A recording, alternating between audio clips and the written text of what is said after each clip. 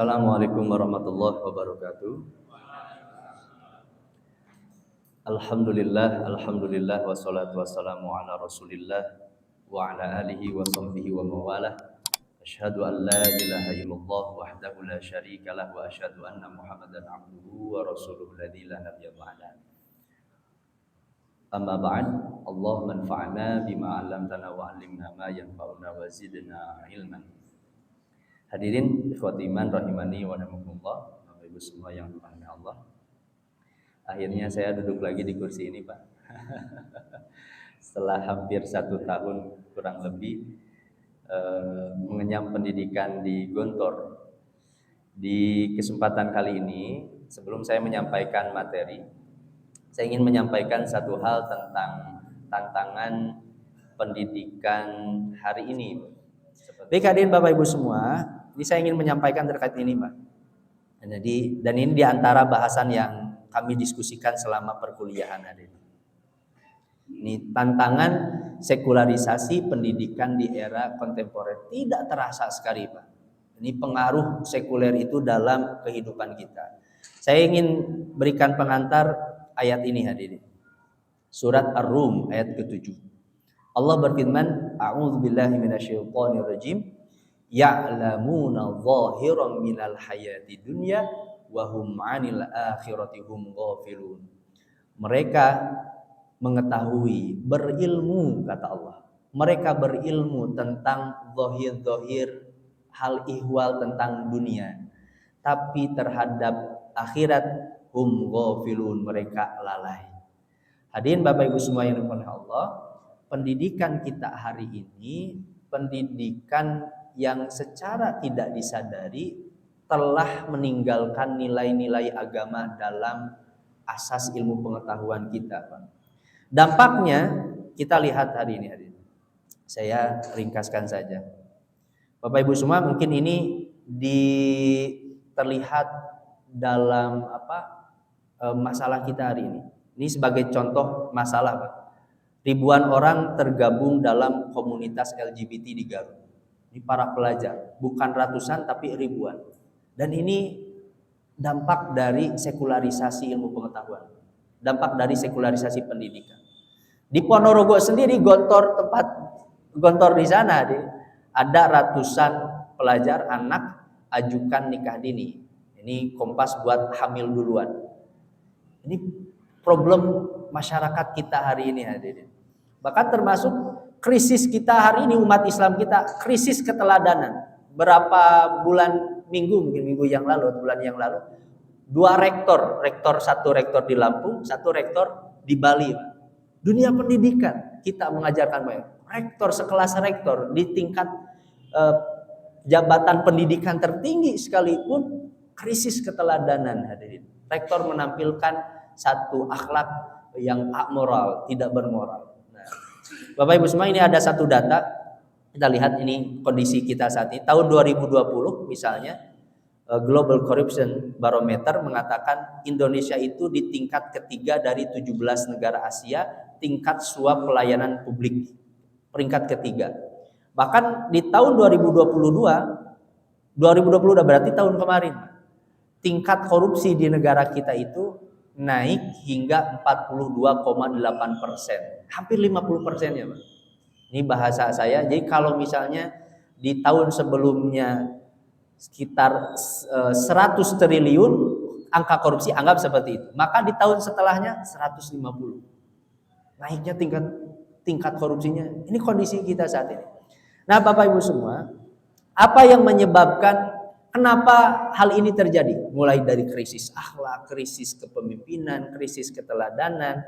Seorang pemikir Islam dari Malaysia yang tadi saya sampaikan, Syekh Muhammad Nuki Balakas, beliau mengatakan problem umat Islam itu ada di problem ilmu pengetahuan. Ada yang keliru dari ilmu-ilmu yang dipelajari. Problem pendidikan, Pak.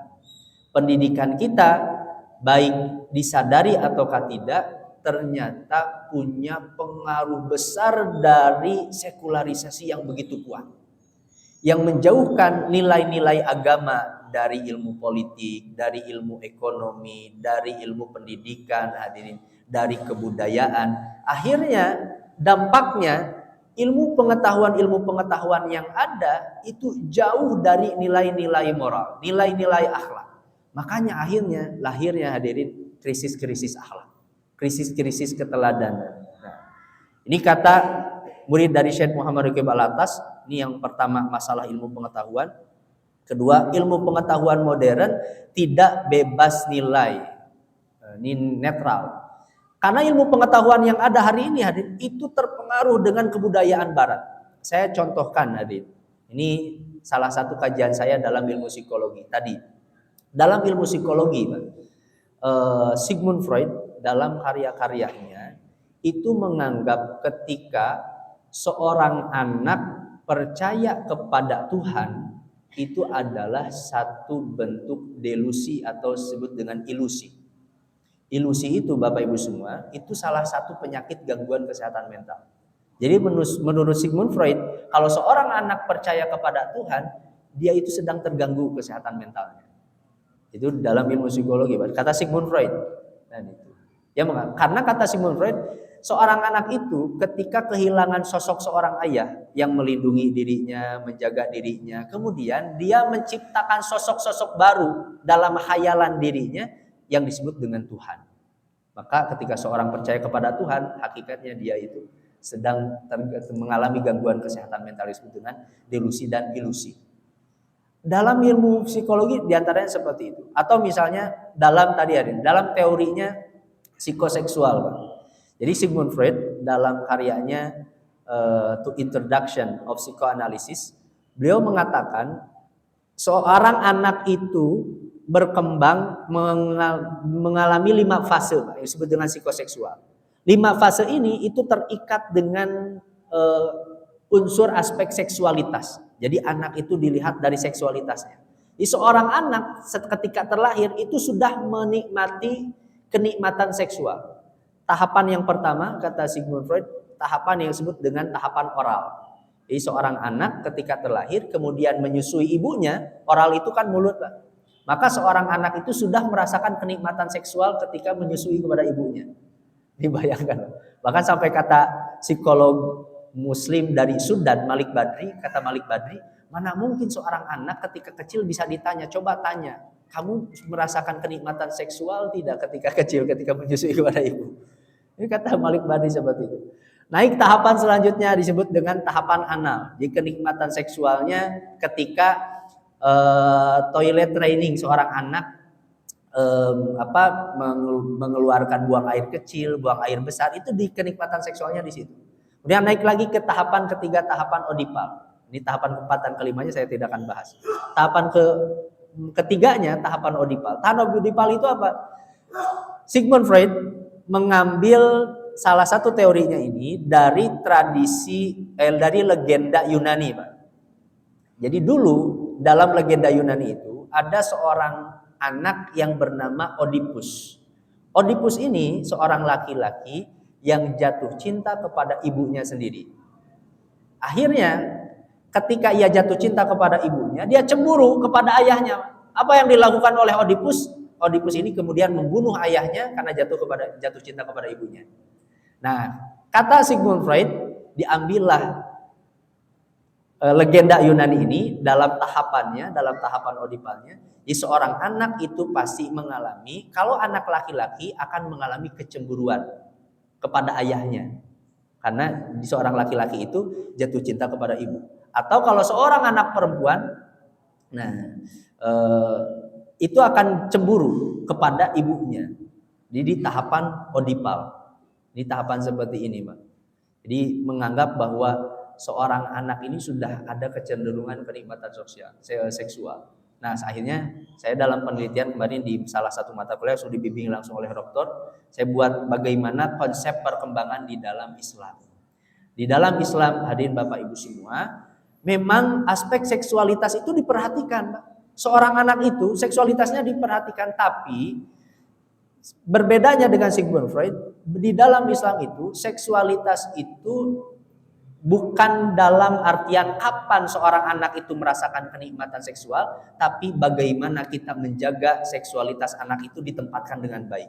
Makanya lihat Nabi SAW di usia anak usia 7 tahun atau 10 tahun itu kan wajib dipisah Pak ranjangnya.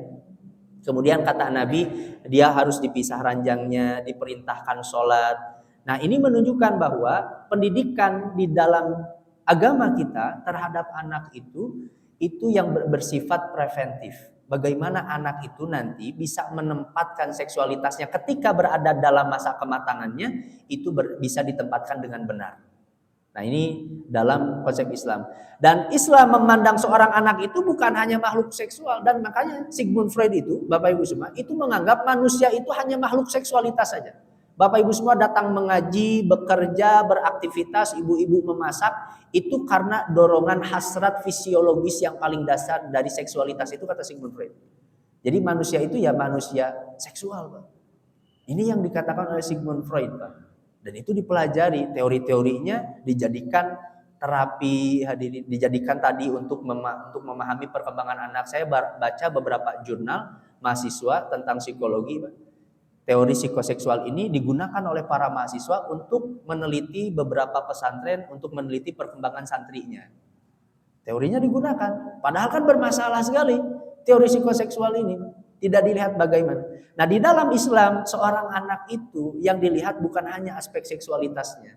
Tapi ada nilai spiritualitasnya. Bagaimana Nabi mengajarkan seorang anak untuk sholat di usia 7 tahun, 10 tahun.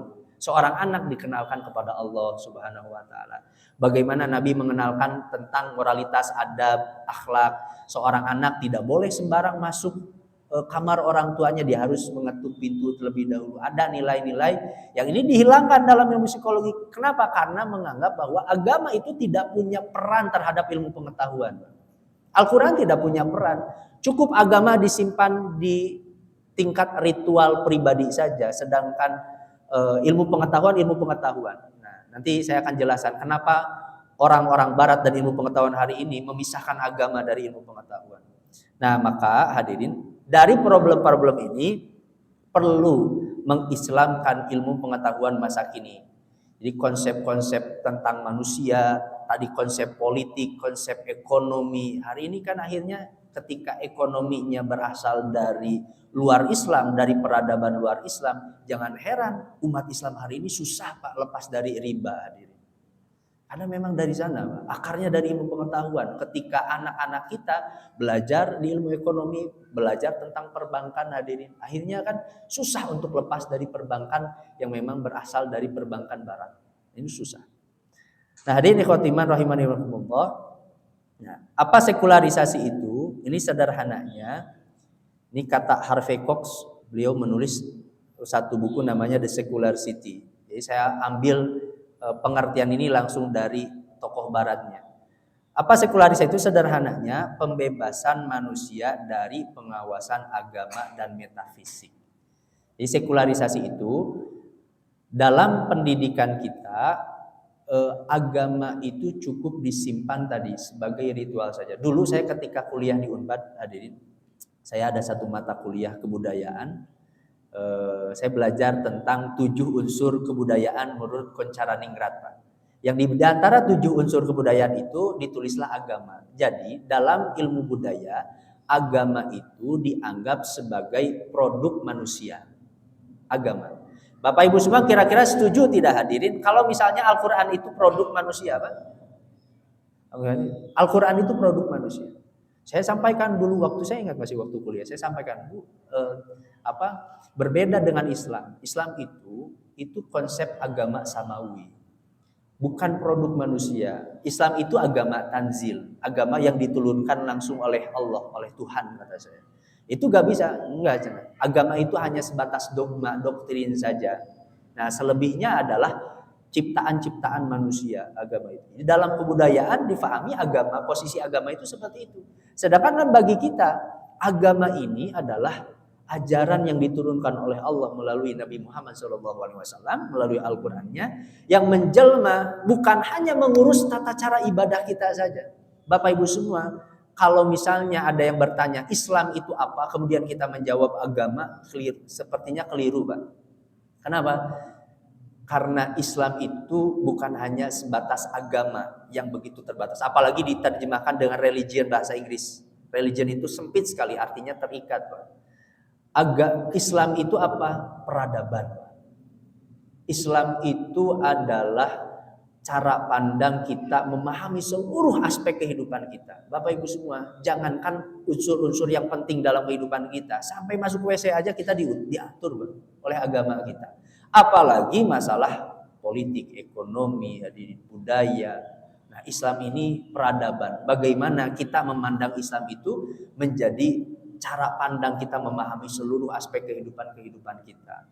Nah, dalam sekularisasi, dalam negara sekuler, pendidikan sekuler, dalam politik sekuler, ekonomi sekuler, agama tidak boleh ikut campur dalam mengatur pendidikan, mengatur ekonomi, mengatur politik. Nah, ini 3 elemen sekularisme, Bapak Ibu semua. Ini kata Harvey Cox. Jadi apa yang disebut dengan sekularisme itu 3. Pertama, disenchantment of nature, menghilangkan keterpesonaan alam. Alam semesta yang kita lihat hari ini bagi faham sekuler itu tidak ada pengaruh dari sesuatu yang maha kuasa. Jadi alam ini bekerja dengan natural. Itu dalam dunia sekuler. Makanya jangan heran hadirin ketika terjadi gempa, longsor, bencana alam. Sekarang saya itu jarang, mungkin bahkan belum pernah, Pak. Saya mendengar misalnya pemerintah datang, ini mohon masyarakat segera bertobat kepada Allah. Yang dibaca apa, Pak? Yang dibaca yang ada pergerakan lempengan. Kan itu kan? Ada pergerakan lempengan. Itu tidak ada unsur-unsur Allah di sana, hadirin. Padahal kan dulu ketika di zaman Umar bin Khattab di salah satu daerah gempa, apa kata Umar? Bertobat kepada Allah. Ya terlepas apakah misalnya masyarakat itu siapa yang bermaksiat, itu kan biarkan urusan antara manusia dengan Allah. Tapi ketika Allah memberikan peringatan dengan gempa, maka itu sebagai peringatan ada zat yang maha kuasa, Allah Subhanahu wa taala. Nah, dalam sekuler, semua yang terjadi dalam alam semesta itu bekerja dengan natural, tidak ada pengaruh Tuhan. Itu dalam pengaruh sekuler. Makanya ketika seorang belajar geografi, Pak, seorang muslim sekalipun misalnya, dia memahami alam semesta itu hanya sebatas gejala-gejala alam semata. Tapi bagi seorang muslim itu tidak bisa dilepaskan dari Allah yang mengatur alam semesta ini. Kan kita selalu membaca dalam Al-Fatihah kita, Alhamdulillahi Rabbil Alamin. Rob itu yang menciptakan, mengurus, mengatur alam semesta ini, Allah yang mengatur itu. Nah, ini dalam negara sekuler. Yang kedua, desacralization of politics. Tidak boleh ada kekuasaan yang bersumber dari agama. Jauhlah, masjid gak boleh bicara politik. Ya, hadirin, politik yang seperti apa?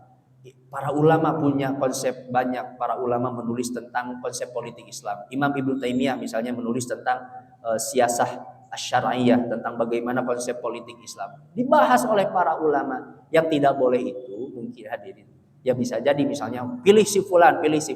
Tapi pembahasan terkait dengan politik Islam, bagaimana Islam memandang pemimpin harus seperti apa, ini harus dibahas. Ini saya menulis salah satu konsep pemimpin menurut Imam Ibnu Taimiyah dan relevansinya terhadap kriteria pemimpin negara kita, Pak.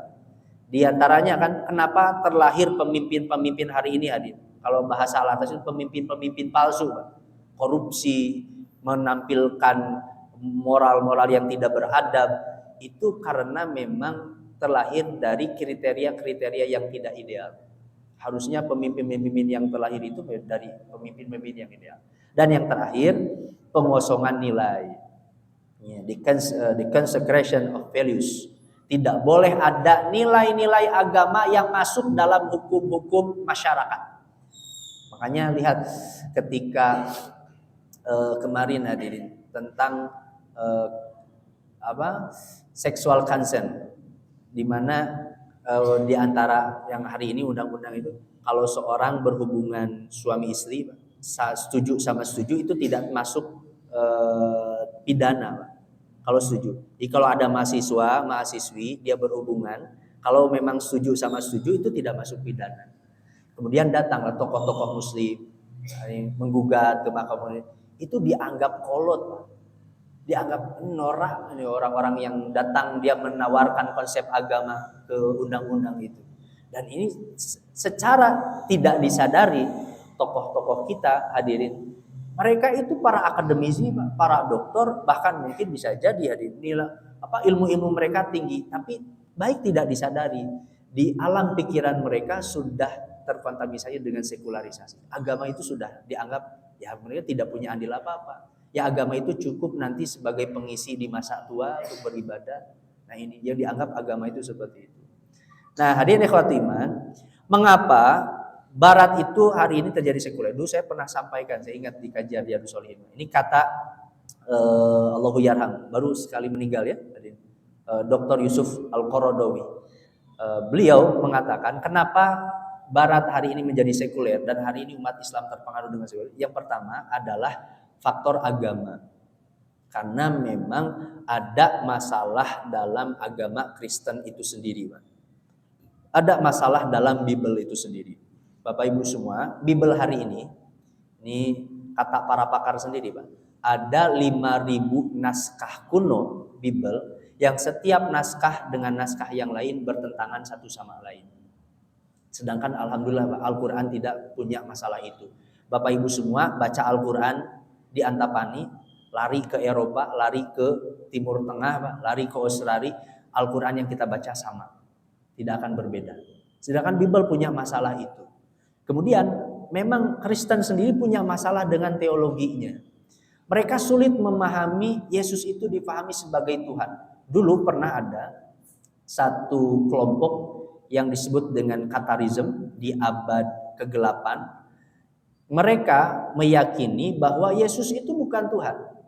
Yesus itu hanyalah ya manusia biasa. Karena kata mereka, bagaimana mungkin orang kulit yang penuh dengan dosa ini dianggap sebagai Tuhan. Jadi kalau kita aliran sesatnya Kristen, Pak. Sekte sempalanya Kristen namanya Katarism. Apa yang dilakukan oleh gereja, para penganut Katarism ini, ribuan orang dibunuh hidup-hidup oleh gereja. Ada masalah dalam agama Kristen ketika itu, sehingga perkembangan ilmu pengetahuan, perkembangan politik itu sulit dulu. Yang kedua, pengalaman sejarah yang kelam. Bapak Ibu semua pernah dengar lembaga di gereja di abad pertengahan yang disebut dengan Inquisition. Inquisisi itu lembaga yang mengadili siapa saja para penganut gereja yang menentang doktrin-doktrin gereja, mereka akan diadili di dalam inkuisisi. Dan apa yang dilakukan di inkuisisi itu? Digergaji, Pak, oleh gereja, oleh para pendetanya. Para penganut gereja ketika itu digergaji. Ada yang Bapak Ibu semua kalau searching, Pak, di Google, lihat saja, klik saja inkuisisi, nanti akan terlihat gambar-gambarnya alat-alat penyiksaan di dalam gereja. Dulu di abad pertengahan, Islam belum pernah mengalami seperti itu, Pak. Para ulama kita, naudzubillah, belum pernah mengalami seperti itu. Dan bahkan di antara tokoh terkenal, Giordano Bruno, beliau pengagum Kopernikus. Dulu ketika agama punya doktrin tentang geosentris, bahwa bumi ini menjadi pusat. Hari ini kan yang diterima heliosentris, matahari menjadi pusat dalam tata surya. Nah, Kopernikus dulu menawarkan tentang heliosentris, sedangkan gereja bumi ini jadi pusat karena bumi ini mulia. Akhirnya Giordano Bruno sebagai pengagum Kopernikus, dia menentang gereja. Yang dilakukan Giordano Bruno, seorang pengetahuan, seorang astronom, dia dibakar hidup-hidup di dalam gereja. Nah, akhirnya hadirin Bapak Ibu semua, masyarakat Barat dari abad pertengahan ketika itu mereka mulai bosan engah terhadap yang disebut dengan agama. Datang ke gereja, jual beli dosa, penebusan dosa. Dulu seperti itu. Nah, akhirnya orang-orang ketika itu di masyarakat Barat, mereka paling benci yang namanya terhadap pendeta, terhadap agama.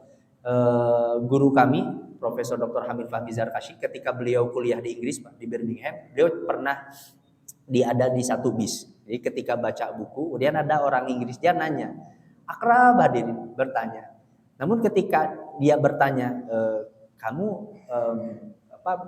spesialisasi dalam bidang apa? Kemudian ya guru kami dia mengatakan teologi.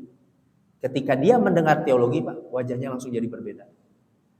Ketika mendengar agama, karena mereka menganggap ketika apapun yang bersumber dari agama, yang terlahir adalah pengekangan, penyiksaan, kesewenang-wenangan yang dilakukan oleh gereja dahulu di abad pertengahan. Ini kata Dr. Yusuf Qaradawi karena pengaruh sejarah. Yang ketiga, psikologis. Trauma besar masyarakat barat terhadap gereja. Traumatik, yang disebut dengan agama itu. Makanya ilmu pengetahuan, agama tidak boleh ikut andil dalam ilmu pengetahuan. Agama tidak boleh ikut andil dalam politik, dalam pendidikan dan ekonomi. Dan yang terakhir, realitas empiris. Bahwa ilmu pengetahuan ini nih, yang disebut ilmiah itu adalah yang terindra, yang terlihat. Adapun yang tidak terlihat seperti halnya Tuhan, neraka, surga, malaikat, alam kubur, itu bukan bagian dari sesuatu yang ilmiah. Jadi tidak ilmiah, Pak. Neraka, surga itu tidak ilmiah.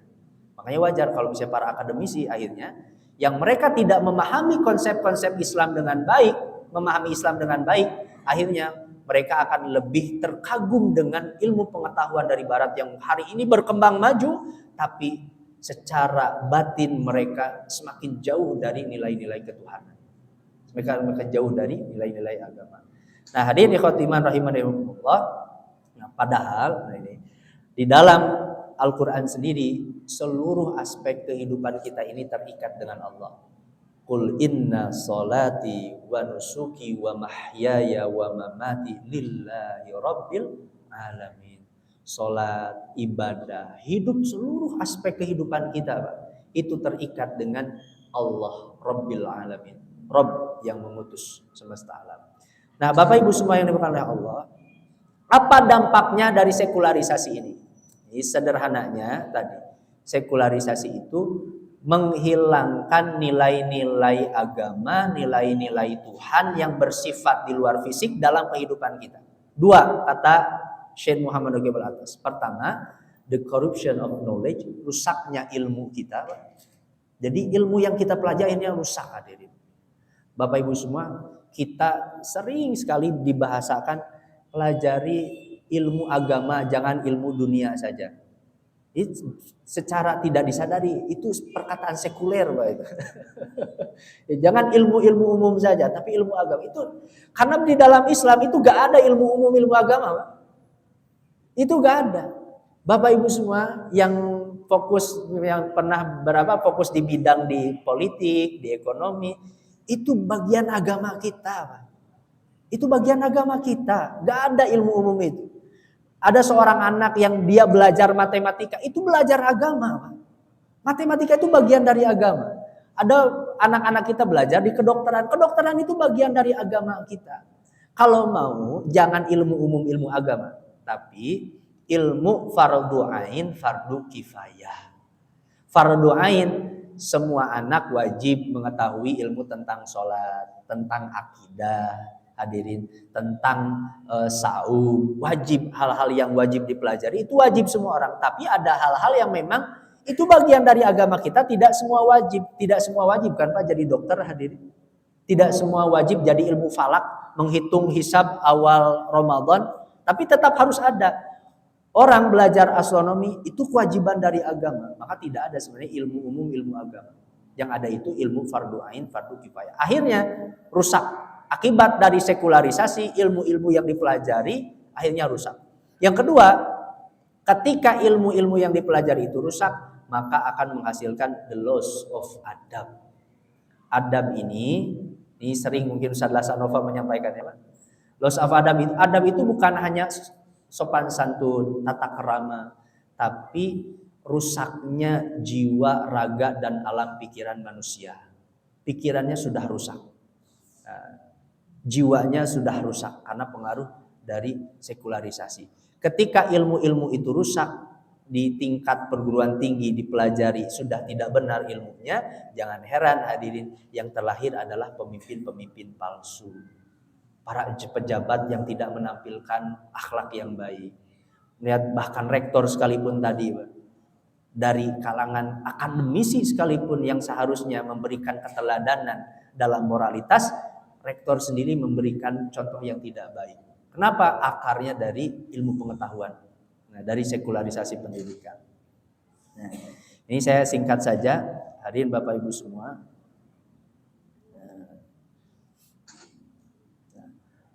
Maka Bapak Ibu semua, ini konsep pendidikan Islam.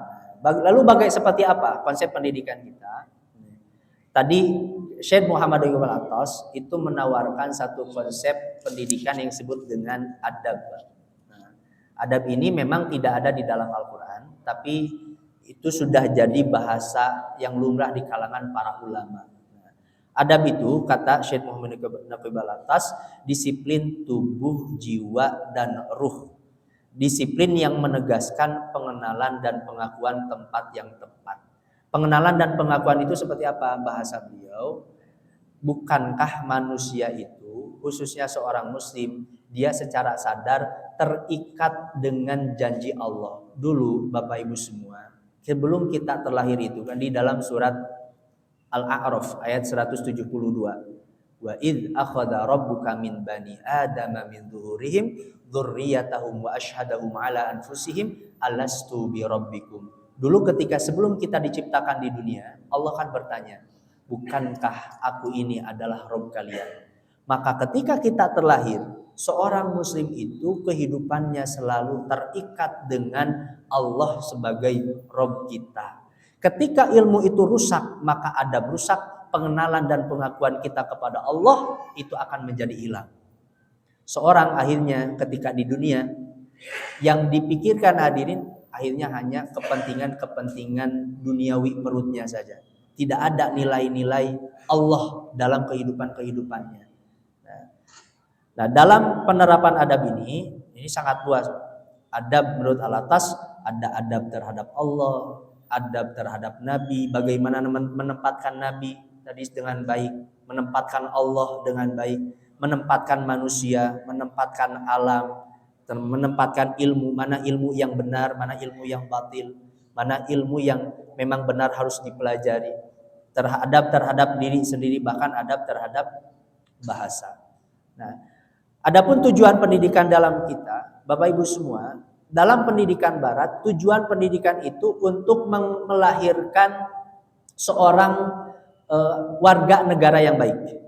Tapi dalam pendidikan Islam, apa tujuan pendidikan Islam itu? Menghasilkan manusia yang baik. Ini tujuan pendidikan kita. Maka keliru kalau misalnya seorang anak belajar dengan baik, misalnya agar kamu bekerja dapat gaji besar. Nah, belajar di sini itu keliru, Pak. Karena hakikatnya pendidikan itu adalah untuk menciptakan manusia-manusia yang baik. Kalau menciptakan manusia-manusia yang baik, tadi seluruh unsurnya, ruh, jasadnya, psikisnya, jiwanya disentuh, maka akan terlahir seorang ekonom yang baik, seorang politik yang baik, seorang dokter yang baik, seorang astronom yang baik. Apapun ilmu pengetahuannya, dia akan menjadi insan yang baik. Nah, ini tujuan dari pendidikan kita. Nah, ini yang tadi saya sampaikan, Pak. Ilmu itu dalam Islam ada dua. Ada ilmu pengenalan, apa yang kita pelajari melalui hadis Nabi, melalui Al-Quran. Ini yang disebut dengan ilmu pengenalan. Allah sendiri yang langsung mengenalkan kepada kita. Yang kedua, ada ilmu pengetahuan. Yang tadi, bahwa manusia melalui penelitiannya, hadirin, kemudian meneliti tentang gejala-gejala alam semesta, meneliti tentang tadi kedokteran. Ini bagian dari pengetahuan, itu sifatnya fardu kifayah. Tapi terhadap ilmu pengenalan yang Allah berikan, ini sifatnya fardu ain. Semua wajib untuk menelitinya. Nah, ini ilmu fardu ain yang wajib dipelajari. Ada Al-Quran, Sunnah, Syariah, Akidah, Metafisika Islam, termasuk bagian dalam tentang konsep manusia, termasuk ilmu bahasa. Karena mustahil seorang akan bisa memahami Al-Quran dan Sunnah dengan baik kecuali dengan ilmu bahasa. Nah, hadirin ikhwatul iman, ini diantara elemen terpenting dalam pendidikan kita. Dalam pendidikan kita, yang paling penting itu bukanlah kurikulum atau bahkan fasilitas sekolah. Bapak Ibu semua, kalau menyekolahkan anak, yang paling penting itu adalah guru. Bukan berapa orang tokoh muslim kita besar dari fasilitas yang mungkin biasa saja, tapi terlahir tokoh-tokoh besar Pak muslim kita. Lihat Muhammad Natsir hadirin, siapa guru-gurunya. Itu bukan lihat dari fasilitas. Nah, makanya di dalam Al-Qur'an fasalu ahla dzikri in kuntum la ta'lamun. Hadirin ikhwatiman rahimani wa rahimakumullah. Ini sebagai penutup saja Bapak Ibu semua. Lalu bagaimana ini konsep pendidikan yang ideal? Saya mengutip perkataannya Muhammad Natsir. Beliau sebelum meninggal pernah ditanya Muhammad Natsir itu terkait dengan konsep kampus yang benar. Beliau itu punya mimpi 3 unsur ini menyatu. Pertama masjid, kedua kampus, yang ketiga pesantren. Itu ada dalam satu lingkungan. Beliau ingin kampus hari ini mereka belajar agama dengan baik seperti halnya belajar di dunia pesantren. Dan Muhammad Natsir ingin sekali kalau misalnya para mahasiswa itu yang mereka belajar tentang ilmu-ilmu keagamaan, tapi mereka pun belajar ilmu pengetahuan dengan baik. Ilmu pengetahuan tadi, ilmu-ilmu pengetahuan itu dengan baik. Dan Muhammad Natsir ingin seorang mahasiswa itu bukan hanya dia itu seorang akademisi, ahli dalam bidang-bidang tertentu, tapi termasuk memahami fikih, akidah dengan baik. Maka ketika melahirkan teori, ia tidak mungkin melahirkan teori-teori yang akan bertentangan dengan akidah dia sebagai seorang muslim. Dia melahirkan teori-teori yang tidak akan mungkin bertentangan dengan syariah yang ia pelajari. Dan seorang mahasiswa yang baik bukan hanya orang yang berilmu pengetahuan, yang intelek, bukan hanya orang yang memahami syariah, tapi yang memiliki nilai spiritualitas yang tinggi, ahli ibadah. Dan ini yang diharapkan oleh Muhammad Natsir. Bapak Ibu semua, dan konsep seperti inilah yang diikhtiarkan oleh Universitas Darussalam Gontor. Bagaimana masjid, pesantren, kampus itu menyatu di dalam satu institusi. Makanya jangan heran Bapak Ibu semua, para dosen itu, rektor itu tinggal di dalam Pak. Kami sholat berjamaah bareng dengan para dosen. Itu bersama, tinggal di dalam kampus. Di masjid itu jadi ikon kalau masuk kampus itu yang pertama kita lihat itu adalah masjid. Bagaimana masjid ini harus jadi pusat peradaban. Dan ini tugas umat Islam hari ini. Bagaimana anak-anak kita, para mahasiswa kita, mereka belajar Islam dengan baik. Mereka jadi akademisi, tapi mereka memahami Islam dengan baik, tapi mereka pun adalah ahli-ahli ibadah. Kalau misalnya konsep pendidikan yang seperti ini, maka yang akan terlahir adalah pemimpin-pemimpin yang baik, manusia-manusia yang sempurna. Hanya itu Bapak Ibu semua yang bisa saya sampaikan. Mungkin itu sekilas terkait tantangan pendidikan kita di era kontemporer. Ini semoga menjadi salah satu pandangan.